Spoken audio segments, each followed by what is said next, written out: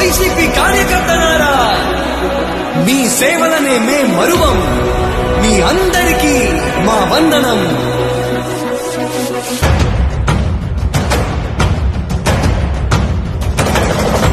రాణి భగ భగ చావే ఎదురుగా అయినా అదరని ధైర్యంలా, లక్ష్యం మరువక పంతం విడువక యుద్ధం గెలిచెను సైన్యంలా.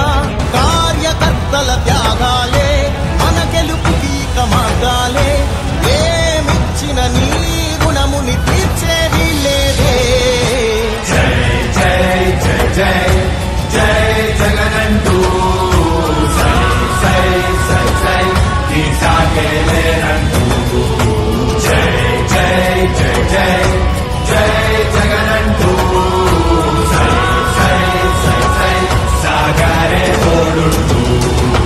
నీవే సారథి నీవే వారధి నీవే పిడికిలి పార్టీకే. నీవే చమురివి నీవే వెలుగువి నీవే అండవి జెండాకే. ఏం తగిలిన గాయాలే నీ సహనము చూపావే. ఏం అదరక ఏం బెదరక ముందుకు చూపావే. జై జై జై జై జై జగనంటూ సై సై సై సై తీసాగేలేనంటూ. జై జై జై జై జై జగనంటూ సై సై సై సై సాగరే తోడుంటూ.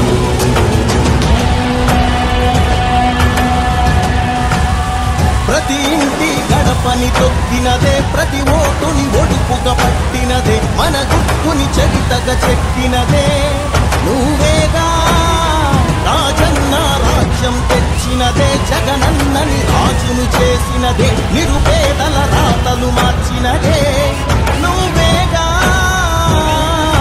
మరిచిన నెత్తురు నీ దశలే, రగిలితే నిప్పుల ఉప్పెనలే. ఎదురుగా నిలబడు శత్రువులే ఎవరంతా.